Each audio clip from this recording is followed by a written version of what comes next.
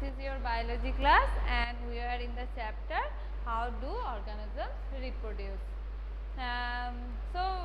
Yes, good afternoon. As you know that one exam will be held, so the syllabus is your from the biology portion, that chapter which I have completed, chapter number 6, life processes. Okay. So questions will come from the chapter life processes. So prepare it for your exam. I want everyone to get full marks in the exam. Okay. And if you are having any problem or any queries related to that chapter, you can ask me through the e-portal also, and you can ask me also here. So read the chapter life processes carefully. Okay. In my Ishanu told me that he wasn't able to attend the class because it was not mentioned. So I will repeat the first portion of this chapter, as most of the students were not in that particular class, so I will tell it in brief. Okay. Will it be okay if I explain the starting part in brief? Let me know, please. Okay, thank you. So I will tell it in brief. Okay, okay. So let me start with the chapter, that how do organisms reproduce. So I have first explained that what is reproduction. So reproduction means the process by which new individuals can be formed to maintain the continuity of a species. So as the name of the chapter is how do organisms reproduce, so surely we have to know first that what is reproduction. So what is reproduction? Reproduction is a process by which new individuals or new offspring can be formed to maintain continuity of a species. I am repeating, to maintain continuity of a species, new reproduction is there, and reproduction is mainly of two types: sexual reproduction and asexual reproduction. What happens in case of sexual reproduction? That it is what is sexual reproduction and what is asexual reproduction? Asexual reproduction is, it is the type of reproduction in which new individuals can be formed without fertilization from a single parent. Okay, from a single parent new individuals will be formed in case of asexual reproduction. But in case of sexual reproduction, fertilization is also required and two parents are also required. So what is sexual reproduction? That is, it is a type of reproduction in which new individuals can be formed by from a single parent by the process of fertilization. You know what is fertilization? Fertilization is that fusion of male and female gamete, and after fertilization zygote will be formed. Okay. So in case of asexual reproduction, only one parent is required, so we can call it that it is uniparental. But in case of sexual reproduction, two parents are required, one is male parent, another one is female parent. That's why it is called as bisexual.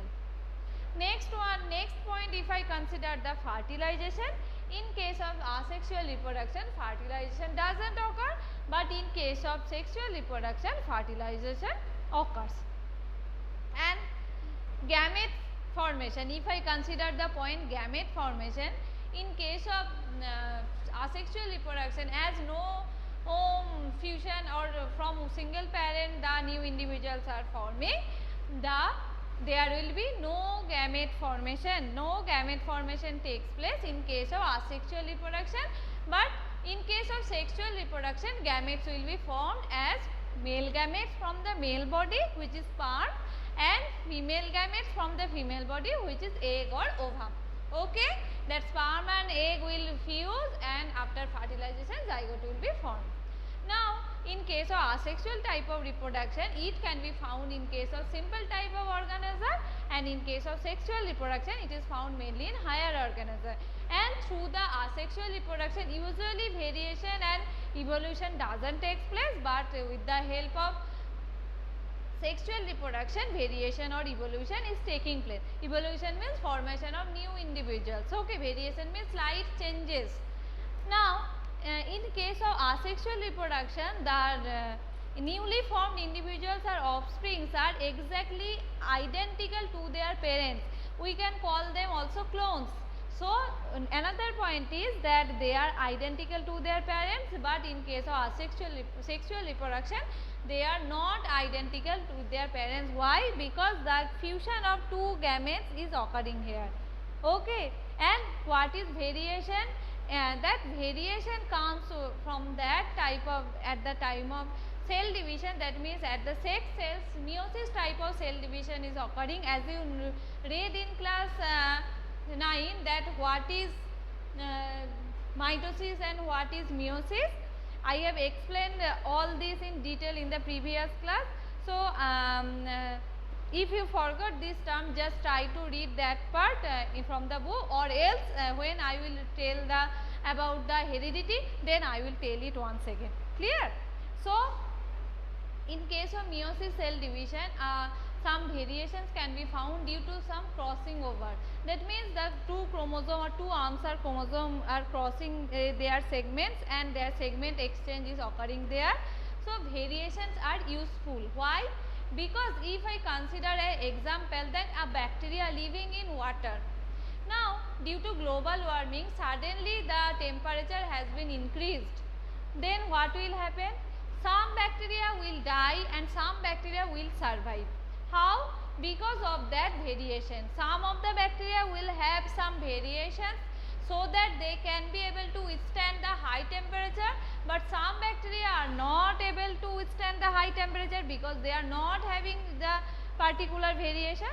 So, it is I am giving an example with bacteria. It is not only found in bacteria, it is found in every organism, that if temperature in the atmosphere increases, or if the water level quite up or became low, then what will happen, that those who are able to withstand this changed environment, that means some variations will be having in them, those they will be able to survive in the changed condition due to the variation. That's why variation is very, very important.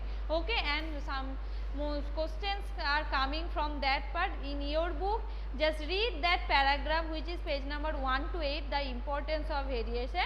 It is very important for your exam purpose also. Okay, now I will proceed to the types of asexual reproduction. First type of asexual reproduction was the fission. Fission means splitting.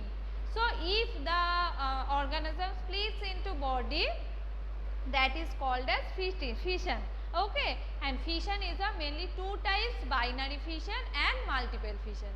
What happens in case of binary fission? The organism will divide into two. That means from a single organism, two newly formed organisms will be there. It can be found mainly in amoeba. From a amoeba,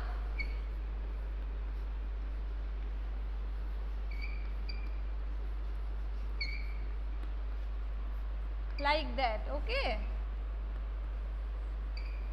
So, from a single amoeba, first what happens, the nucleus is dividing like that. Okay, and after that what will happen, the cytoplasm also, constriction of cytoplasm also will be found, and after that they will be separated into two with a nucleus and some sort of cytoplasm. So, in the fission there is two steps. What are they? First one is division of nucleus, second one is cleavage of cytoplasm. Cleavage also means division. Okay. So, first nucleus will divide, and with the one nucleus some sort of cytoplasm will be distributed, and with another nucleus another part of cytoplasm will be distributed. So, from one parent two individuals will be formed in the case of binary fission.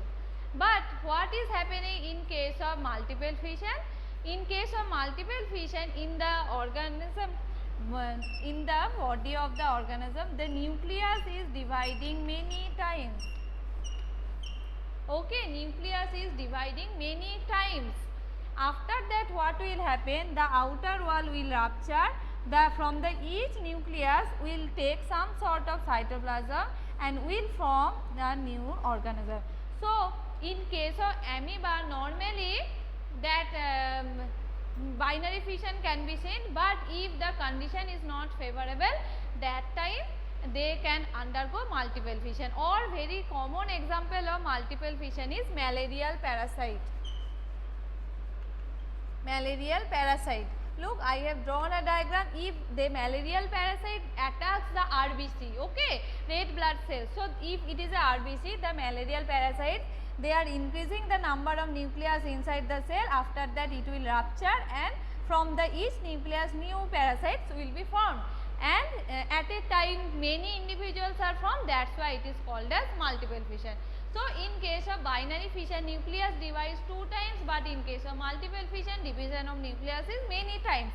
And after that, in case of binary fission, what happens? The cytoplasm is distributed equally or not equally, but it is distributed into the 2 parts, but 2 daughter or 2 newly formed individuals. But in case of multiple fission, it is distributed unequally, so some sort of remnants or residual parts may be there. What happens in some cases, they are forming that outer wall, which is called as cyst. So, in some organism, the cyst formation is taking place, and inside that cyst they are dividing their nucleus. When the condition will become favorable, from that each nucleus they will form the new individuals. And what are the another examples of binary fission? That is Leishmania, which is occurring Kala-Azar, which is having whip-like tail. It is occurring by longitudinal binary fission. Amoeba, in binary fission of amoeba, it can occur in any plane. In Euglena, vertical binary fission. In Paramecium, transverse binary fission. So, these are the examples of these 2 types of fission. So, clear?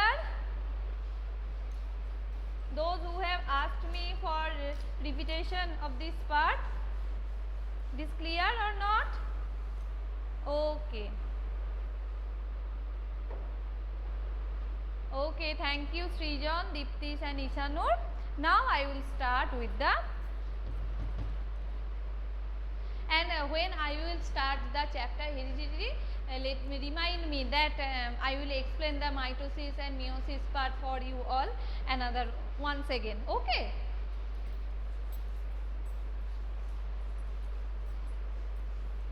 So, next part after fission, next type of asexual reproduction is budding.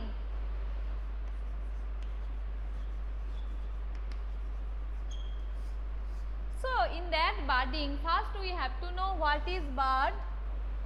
What is bud? Bud is a small outgrowth. Small outgrowth. Okay. So, in some organisms, a small outgrowth can be seen or a projections can be seen, which is called as bud. Okay. And this type of budding, how these buds are formed? Because a repeated cell division at a particular site. Sometimes at a particular site of the body of the organism, repeated cell division can be seen, and due to the repeated cell division, a small outgrowth is there, which is called as bud.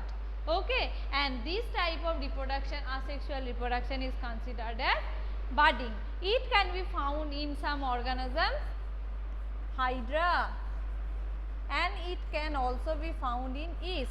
So, I am drawing the Hydra.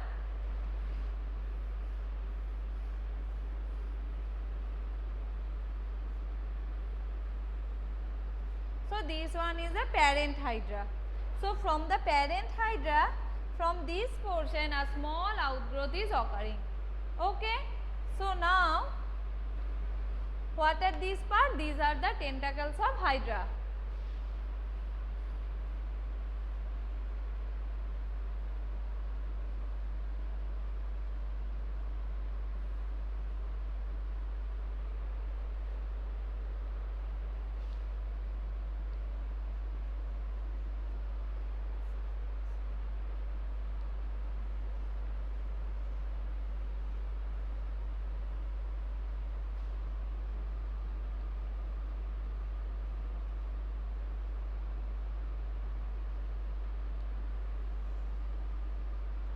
Look.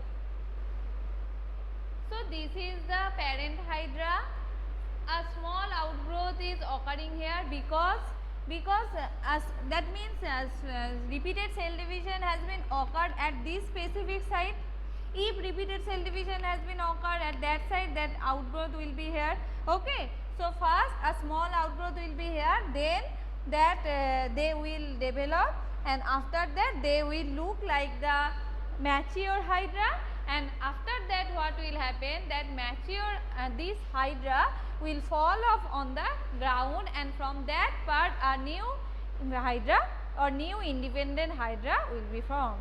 That means birds will develop into tiny individuals, and when they fully mature, so first bird will develop into, they look, this structure is looks like a tiny individual or tiny, exactly looking like with the parents, but is in tiny form. So they will form a tiny individuals, and when they will mature, they will fall off or they will detach from the parent body, and from that part new hydra, or they will act as individual hydra. Okay. So that is called as budding in hydra. As I have told you that in case of yeast also regeneration budding can be seen. What happens in case of yeast? If consider it is a yeast, if small outgrowths are occurring here like that, and it is forming a chain like structure. In yeast it is just forming a chain like structure. So this is all about budding. Next part is regeneration.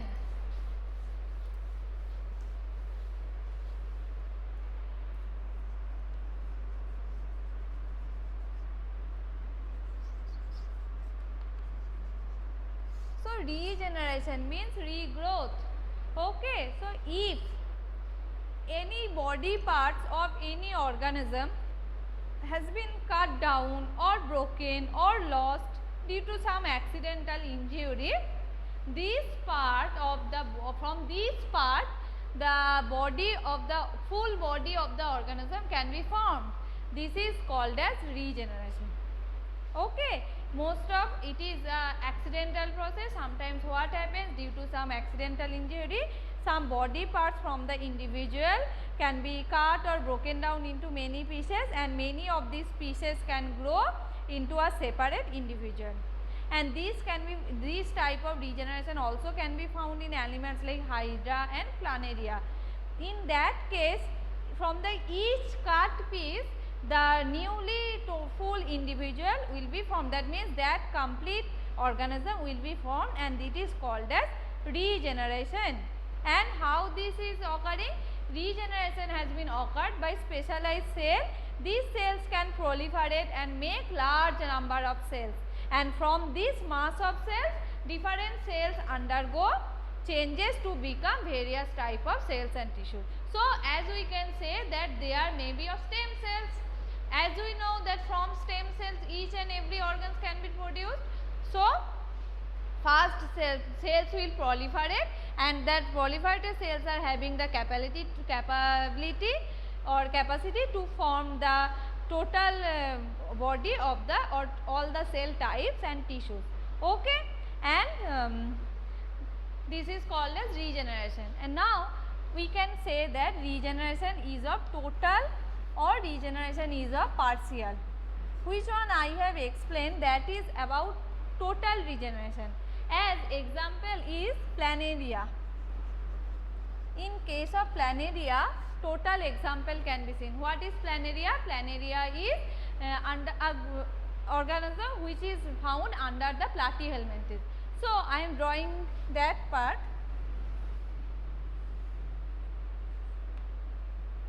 Look, that is a total body of a planaria.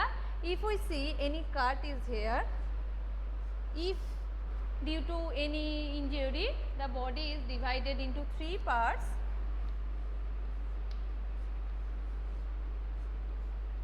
then from each part the total planaria, the total body of planaria will be formed.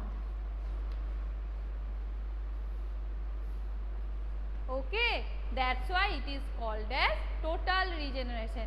So from upper part the total body will be formed, then from the middle part total body will be formed, from the end part total body will be formed. So total regeneration is like that, from any part the full body will be formed. And what is about partial regeneration? It is found in tail in lizard, tail of lizard. You have seen that sometimes the in lizard's tail it is broken down, and after few days you have seen that the tail part has been recovered. How? Because of the regeneration, but it is partial. Why partial? Because only they can regenerate or repair only the tail part. If you cut the head of a lizard, it will not be possible to form the total head of the lizard. Only tail part can be regenerated. So only partial portion can be regenerated. That's why it is called as partial regeneration.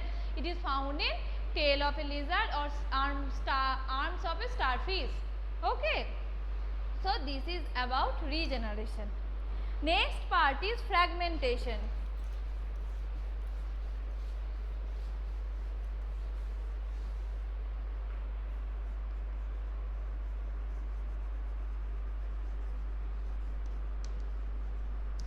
In case of fragmentation, that fragmere means to break.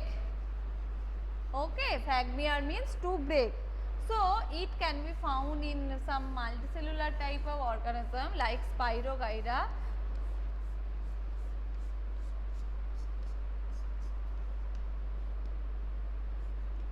Look, if they break into this part, from this part, if any breaking is there, these are the spiral chloroplasts. From that broken part, ma'am, can we tell that when we have some injury? No. That time cells are dividing. As I have mentioned in my previous class that in the mitosis, the cells, when we are having any cut or any injury, in the somatic cells, mitosis type of cell division is there. So in case of mitosis type of cell division, they are recovering that part. That is not regeneration. Okay. So regeneration will not be found in higher organism because it is not that much of easy. We are having a complex body organism. Clear, Ornella?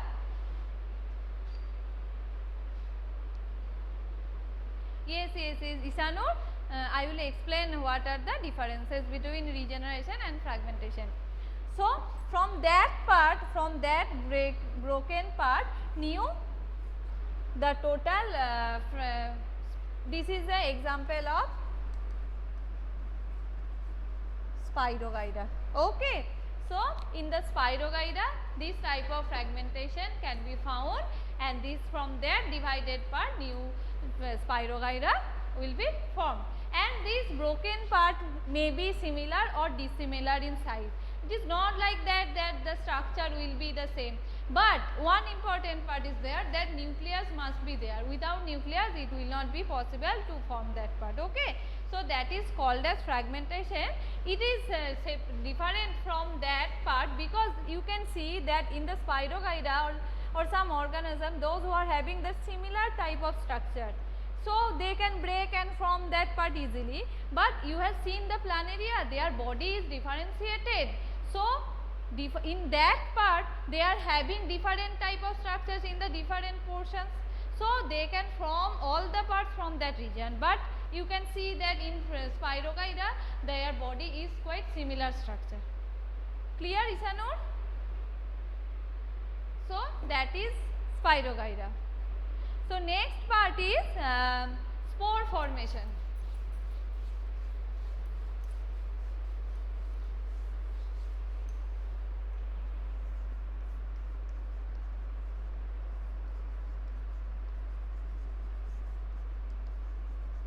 Spore formation.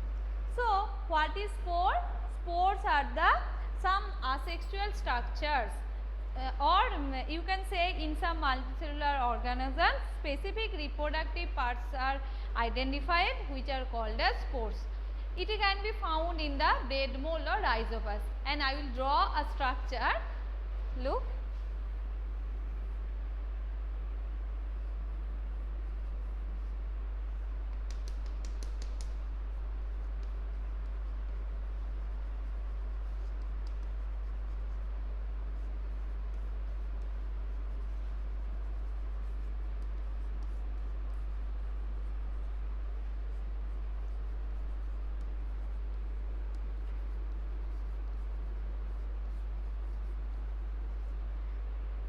this is a structure. This portion is called as sporangium. This is a blob-like structure, and this portion is called as sporangium, and inside that part some spores are present. Spores are present inside the sporangium, and the stick or blob on a stick-like structure is called as sporangiophore, and their lower portion is called as, they are not having root-like structures, they are having hyphae. So in case of rhizoids, it is called as rhizoidal hyphae. So it is the structure of bread mold or rhizopus, where spores can be found. So from that spore, if we draw that part only, so inside that sporangia spores are present, the outer wall will rupture.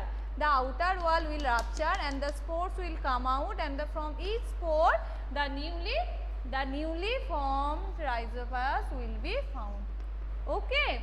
So that is the structure. So inside the rhizopus many minute small structures can be found, which is called as spores. By the rupturing of that part, outer part, the spores will come out and will fall upon the ground, and from the each spore newly rhizopus will be formed. Okay. So these type of spores can be of two types. Spores can be of two types. These are motile and non-motile. So spores may be motile or non-motile. Motile spores means spores which can move. That means those who are motile spores, they can move very easily. That means they are having substructures which are helping them in move. That is flagella. They are having flagella, with the help of that they can move. And these type of examples of motile spores are zoospores. Okay. And another one is those who are not having flagella, these are called as non-motile spores. Okay. So spores, we can differentiate spores into two types, motile spores and non-motile spores. Now another important term is endospore. Endospore, which can be found in bacteria. Endospore is a special spore which can be found in bacteria, and with the help of that endospore, bacteria can withstand any harsh type of condition, withstand any harsh environment. Okay, so endospores can be found in case of bacteria. So these are the different types of asexual reproduction. I have explained what are they. I am repeating that: budding, regeneration, spore formation and fragmentation. So in my next class I will start with the vegetative propagation. So up to that portion, if you are having any queries, ask me first.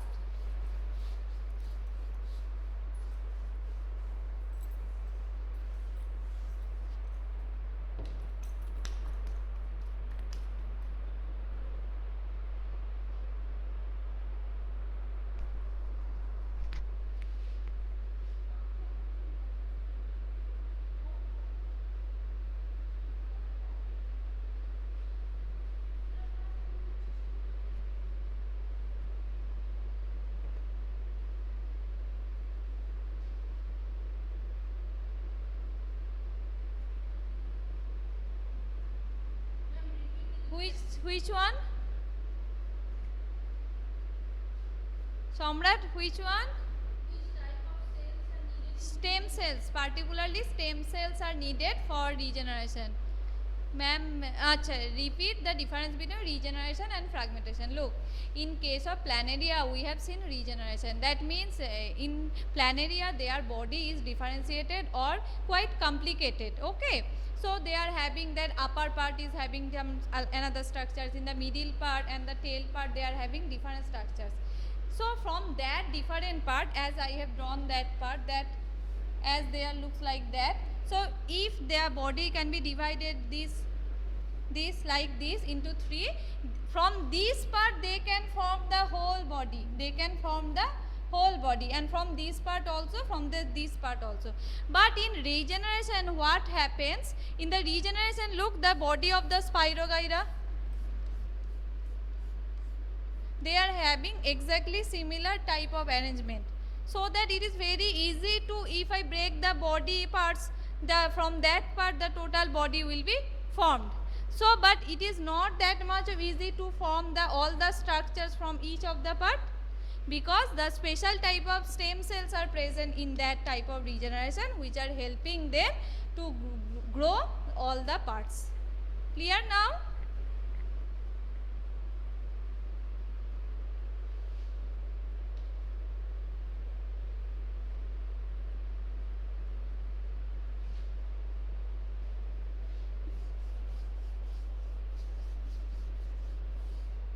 Okay, thank you and bye.